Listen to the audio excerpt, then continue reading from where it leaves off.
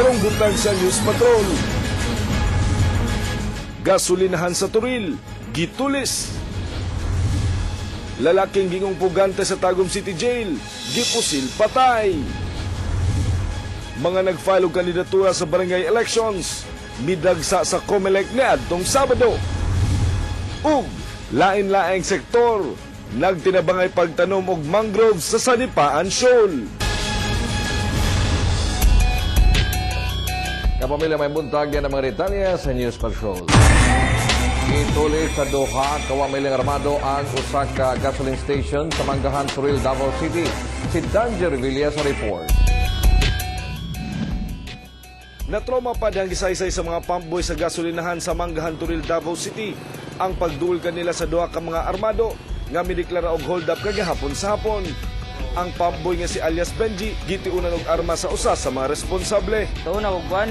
Magpakambyo raw, magpatubil. Hindi pa sulod man ko, kitiunan ko ba? Sulis daw. Moto ni Sinyas ko kung amo nga, sir. Pag ingon ako, sir, sulod na siya. Nangangyo po kayo kung amo nga, ibilin lang ang kuwan. Kaya mga importante ba? Dano nila nga, isa ka motor nga duhaan sakay. Naka-pantalon o maong din, naka-jacket o bonito, naka-helmet nga nagkabas-gabas, kadua. Nakita pa ni alias Ana ang mga sospek nga nagbahis-bahis sa lugar o naniid pa sa kanto at bang sa gasoline station bago ang pagpanulis. Nanay na pa-standby na duha ka tao, tapos duwa ko kabalon sa ilang kuan, abi na po mukaon lang diri sa karinderya. Tapos mao na to. Mga pila lang ka oras, mao na to, nahitabo ang top. Oo. Misibat na sabda ng mga sospek sakay sa motor, dala ang wala pa matinong kantidad. Admitado ang mga pulis nga naglisod sila sa pag-ila sa mga sospek, sanglit walay CCTV ang maong gasolinahan. Karong tuiga, kaduha na gitulis ang maong gasolinahan. Danjo Revilla, ABS-CBN News. Gipusil patay sa wa pamiling mga armado ang usa ka pugante nga nagkuha og video sa patrolor nga si Abner Gabutan. Ang pagresponde sa medical o emergency medical technician sa lalaki na pusilan pasado alas 5:30 Sabado sa buntag sa Davao City. Apan gideklarang dead on arrival sa Southern Philippines Medical Center ang biktima. Ang biktima na ilhang si Edwin Miras, 37 anyos, kataga-barangay Masara, Mako, Compostela Valley.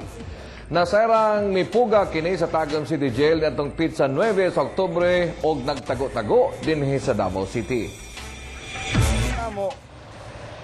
Wala nagikuanan. Nisakay itong kwan sa kuha ba, nagbigay siya. Kabay, unong nakajot ba, na ito ang mong ipangita ba. Bigyan nga siya. Babae mo ito yung isundo doon eh. Timing eh. Nabibo ang filing sa COC natong Sabado tungod sa mga supporters sa mga kandidato pagkakapitan kami dagsang sa COMELEC.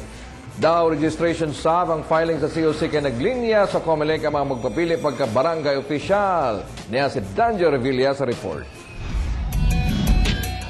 Daghang supporters ang nagpanon sa COMELEC na adtong Sabado aron suportahan ang ilang mga kandidato. May chanting pa ang uban. Sama sa mga supporters ni Wating Usman nga nakasuot og yellow nga t-shirt ang mga mikuyog. Si Usman, mi kandidato pagkakapitan sa Barangay 23-C. Kining ni Kuyog karon nga mga tao, kusang loob ni sila nga ni Kuyog sa ato.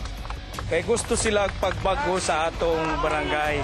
Color green ang suot nga t-shirt sa grupo ni Kapitan Roger Galido sa San Antonio, Agdao, nga nagpapili para sa katapusang termino. Kuyog ni Galido ang mga incumbent kagawad sa barangay. Padayon gyapon ang programa nga dinasabis in order.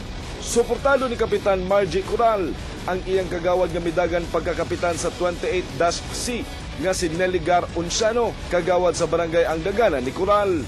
Low profile rasab ang ubang kapitan nga may apil sa taas kay nga linya sa mga mukandidato pagka-opisyal sa barangay. Sama ni Kapitan Cristito Lazaro sa Bago Aplaya nga tiwason na lang sab ang katapusang termino. Dako pa kay kung tiwasunon sa akong barangay. Una, ang ako ang barangay hall, no? Hapit naman na mahuman, ako lang yun ng tiwason ng akong barangay hall. Bisan og Sabado, gidugok sa daghang tawo ang COMELEC sa Davao City nga daw hulagway sa registration of voters kay taas kayo ang linya sa mga mukandidato. Danjo Revilla, ABS-CBN News. Naghampa mga balita sa pagbalik sa News Patrol.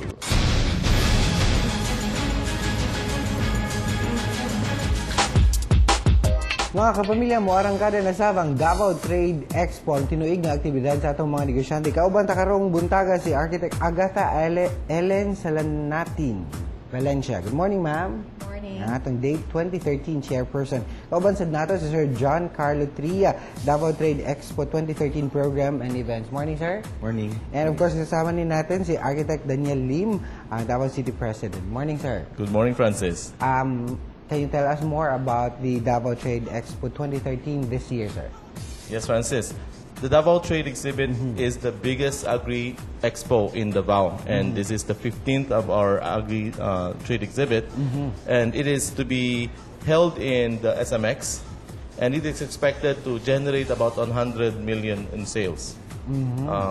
That's short of the side, and we're expecting also 200 exhibitors as well as 7,000 visitors as well as 1,000 delegates. Sino-sinong pwedeng pumunta dun, sir, at sino-sinong pwedeng sumali? Well, this one is really designed for farmers who wants to be entrepreneurs and also businessmen, exporters and importers, as well as anyone who wants to go into farming as a way of business. Sir John, ano-anong mga activities ang naka-line up this year? Actually, Francis, among giawhag ang tanan, especially ang mga farmers, na atay 5 ka technical sessions nga libre about corn, coffee, cassava, and the other golden crops, as well as na atay session on urban container farming on October 19.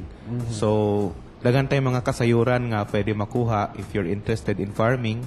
And siguro akong i-stress nga libre ni para sa atong mga farmers o mga farm entrepreneurs. Ma'am Agatha, anong mga highlights pa na pwedeng atangan sa atong mga kapamilya? Yes, good morning to all the televiewers. Again, the Davao Trade Expo will be on October 17, 18, and 19. So on October 17, there will be a plenary, and we will be showcasing the best of Mindanao products, services, and the agricultural products, services, and technology.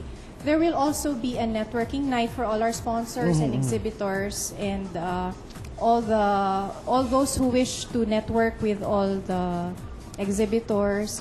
But there will also be a job fair on the 18th and the 19th. We will have technical sessions, as John said, on all the 5 golden crops that we will be highlighting. These are the coconut, corn, cassava, coffee, and cacao. As John mentioned earlier, there will be a seminar on urban container gardening. So we are offering this Davao Trade Expo really for those who are interested to go into agribusiness.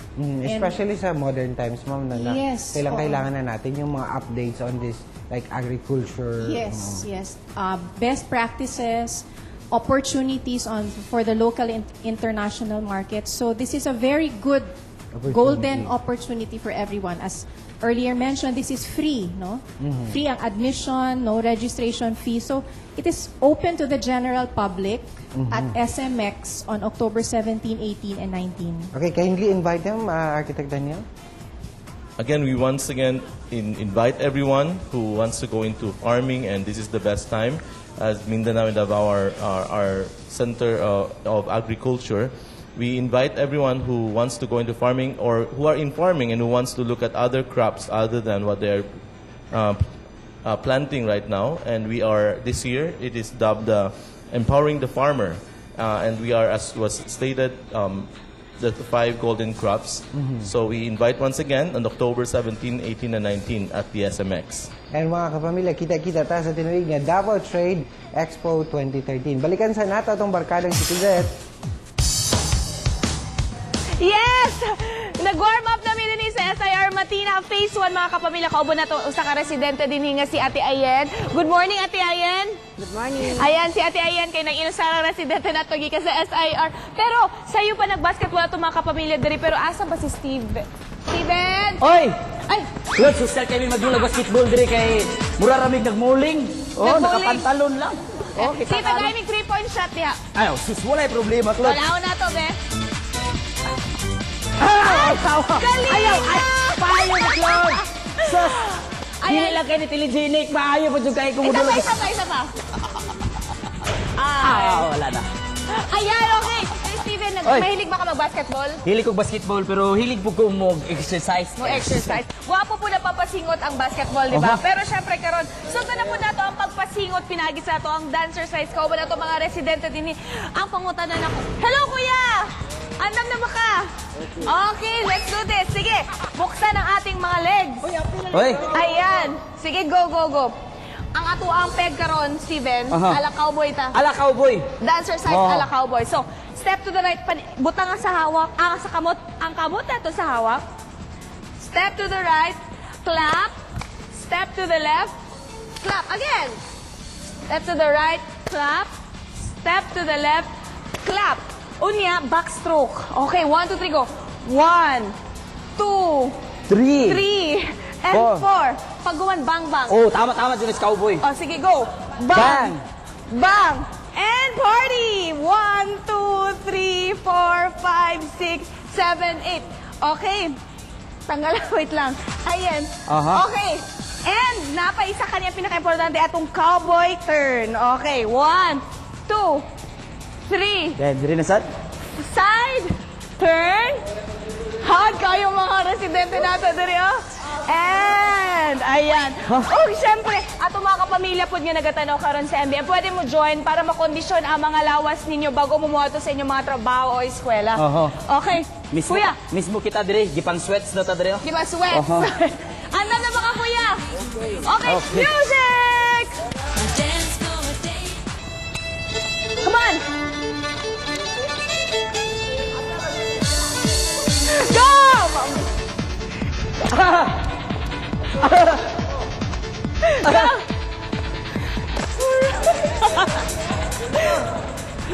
Ayan! Pa, again! Mabut! Claude, kani nga music na to, Claude. Kinang mute music kaya ito, Claude. Okay, turn! Dili kay nato madungtanan Baba! kay mismo kita lang mismo ang nakabalo sa ato ang Cowboy! Aha. Oh, dungong kay nako, Time! Claude. Grabe kay Claude ang sa kongkon, Claude. Turn! Oh, fake ka sa Claude. Claude, Ang nadong gano. galing! Oh, nadong gano. Turn! Aha. Side! Uy, side. Ay, kuya, wala po, kuya! Woo! Turn! Backstroke. Ba, ayan mo balik pa mga kapamilya, ah! May buntag winner now! Uy,